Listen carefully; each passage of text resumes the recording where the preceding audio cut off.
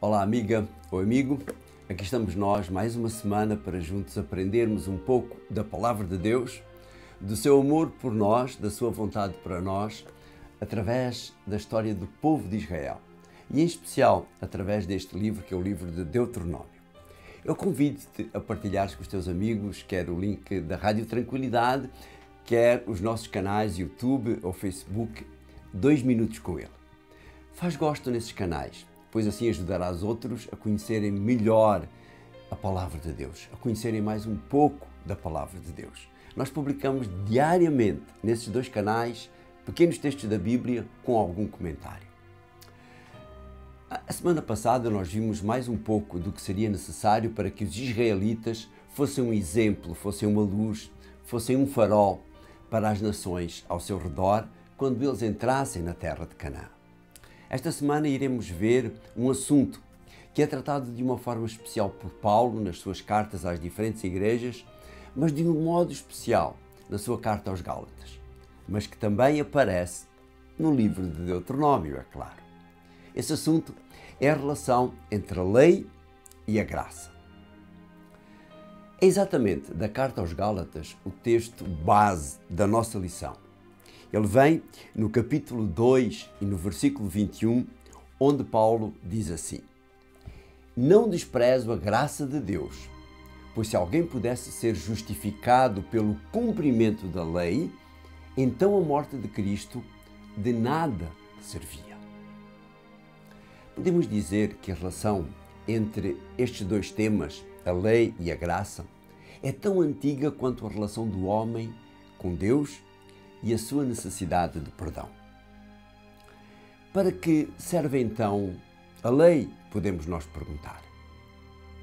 Podemos dizer resumidamente que a lei é o padrão divino de santidade e de justiça e a sua violação é o pecado. E a seguir, tu podes fazer então uma outra pergunta. O que é a graça e para que é que serve a graça? A resposta é muito simples. A graça é o meio pelo qual temos acesso a Deus e somos perdoados dos nossos pecados, ou seja, da transgressão da lei. Vamos então ver de uma forma mais detalhada como é que essa relação aparece no livro de Deuteronômio. Mas, para nós podermos compreender melhor, temos que ir um pouco mais atrás, ao começo, ao momento em que ela começou a fazer-se necessária. Deus é um Deus de ordem.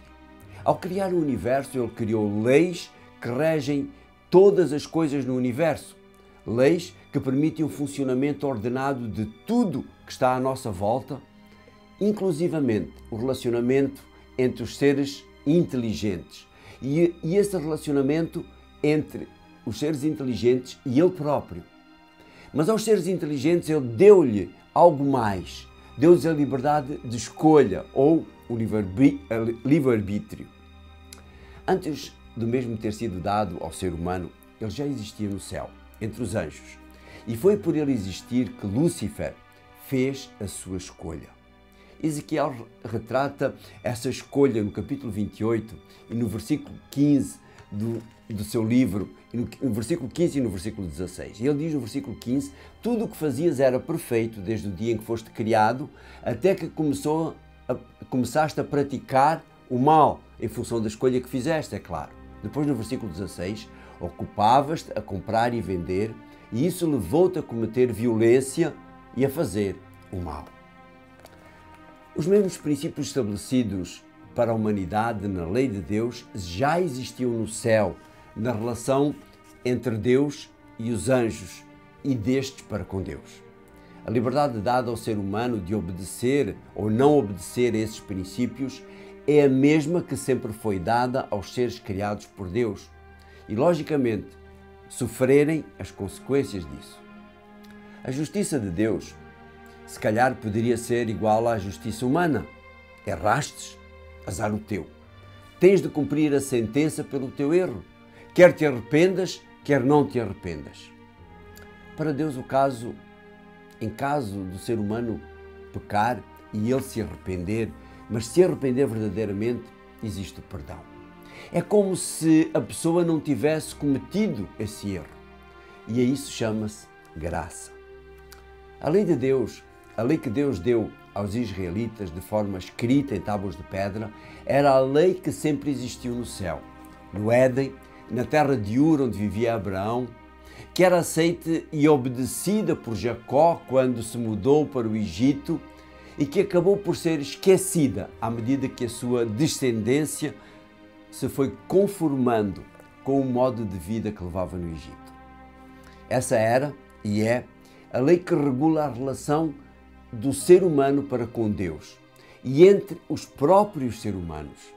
É a lei que, a ser obedecida pelos israelitas, faria deles uma grande nação, uma nação reconhecida pelas outras nações, não pelo seu poderio bélico, não pelo seu poderio económico, mas pela sua justiça social.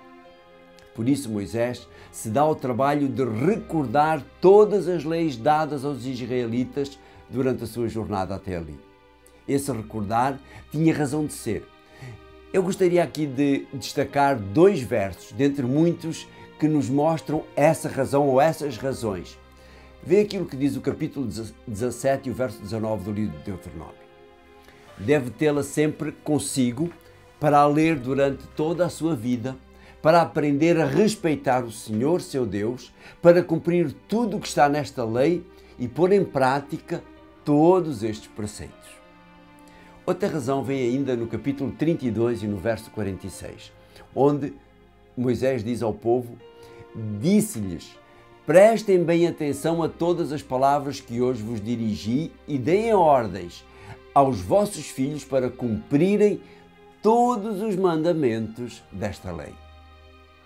Eles deviam recordar-se a cada dia, e ao mesmo tempo ensiná-las aos seus filhos para que eles se recordassem delas a cada dia da sua vida, ao longo de todos os dias da sua vida. Deus tinha uma razão para lhes recomendar a obediência, e essa razão era muito clara naquilo que Moisés lhes recorda no verso 13 do capítulo 10 de Deuteronômio, onde ele diz que cumpras os mandamentos do Senhor e as leis que eu hoje te dou, a fim de que tudo te corra bem. Outras versões terminam este verso de uma forma ainda mais clara para cada um de nós, onde ele diz, para o teu bem. A lei dava-lhes a conhecer a vontade de Deus para eles, aceitá-la pela fé, e isso ajudaria-os a restabelecer a relação eventualmente quebrada através da graça de Deus. A lei é muitas vezes comparada a um muro de proteção e, ao permanecer dentro desse muro, os seus seguidores estão protegidos de um grande número de males. Deus desejava conservar todos os israelitas dentro desses muros, do mesmo modo que deseja conservar cada um de nós. Deseja conservar-te a ti e a mim dentro desse muro protetor que é a lei. Ao saírem da proteção desse muro, tanto os israelitas quanto nós corremos o risco de sermos capturados pelo inimigo do Senhor. É por isso que Moisés realça na revisão da lei que ele faz no livro de Deuteronômio, antes da entrada do povo na terra prometida, que um dia, fruto da sua desobediência, pelo facto de terem abandonado a vontade de Deus, eles se tornaram escravos no Egito e foram libertados de uma maneira espetacular por Deus. Moisés realça isso ao rever o 4º mandamento na versão que está agora em Deuteronômio. Podemos ver isso no verso 15 e no capítulo 5 do capítulo 5 de Deuteronômio, onde ele diz: lembra-te que também tu foste escravo quando estavas no Egito e que o Senhor, com grande força e poder, te fez sair de lá. Por isso, Ele te ordenou que guardasses o dia de sábado. Esta nota adicional de Moisés no 4º mandamento mostra como o sábado e a sua observância nos relembra a graça de Deus e o poderoso trabalho para a nossa redenção, mostrando o Deus que se é capaz de criar todas as coisas do modo maravilhoso como o fez, se foi capaz de libertar o povo de Israel do modo poderoso como o fez, Ele pode, de uma forma poderosa, resgatar cada ser humano, tu e eu. Quando olhamos para quem nós somos, temos de concordar com a seguinte afirmação que vem no nosso manual de estudos. O autor diz, a determinado momento, não há dúvida quando se considera quem Deus é e o quão santo Ele é, em contraste com quem nós somos e o quão pouco santos somos em contraste com Ele. Seria necessário um espantoso ato de graça para nos salvar. E assim foi. Esse ato de graça aconteceu na cruz com Cristo, o inocente, a morrer pelos pecados de ti e de mim, que somos culpados. Moisés ressalta isso no seu discurso quando diz no capítulo 9 e nos versos 5 e 6 de Deuteronômio, onde ele diz no versículo 5, não foi pelos teus méritos nem pela tua retidão que chegastes a tomar posse do território deles. E depois no verso 6, fica portanto a saber que não é pelo teu mérito que o Senhor, teu Deus, te vai dar essa terra maravilhosa para tomares posse dela, pois tu és um povo rebelde. Isto é a graça. Algo que nos é dado sem termos de pagar. Algo que nos é dado sem merecermos. Algo que Deus nos dá porque nos ama. Apesar das nossas faltas, apesar das nossas falhas, apesar da nossa teimosia, o Senhor promete executar a sua obra de restauração, a restauração da sua imagem em cada um de nós.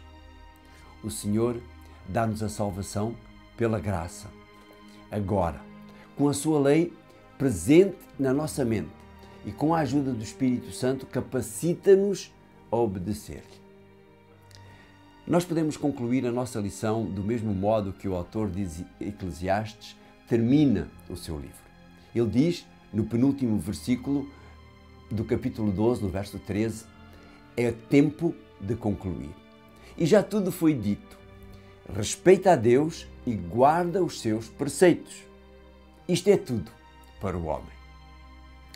Prezado amigo, prezada amiga, que através desta lição possamos ter aprendido a olhar para a lei de Deus com outros olhos, os olhos da salvação. Obrigado, querido Deus. Obrigado pelo teu amor. Obrigado pela tua graça. Somos pecadores, somos falhos e precisamos dela para a nossa restauração, para a nossa mudança, para a nossa salvação. Abençoa esta amiga, abençoa este amigo, para que ele possa compreender isso e aceitar o amor que tu tens por ele, ou por ela, ou por mim, ou por cada ser humano. Em nome de Jesus pedimos e agradecemos estas coisas. Amém. A semana que vem nós vamos estudar mais um pouco, vamos estudar mais um capítulo da nossa lição. E é um repto que nos é feito. Escolhe a vida. Foi bom estar contigo, será bom estar contigo novamente a semana que vem. Um abraço e até lá.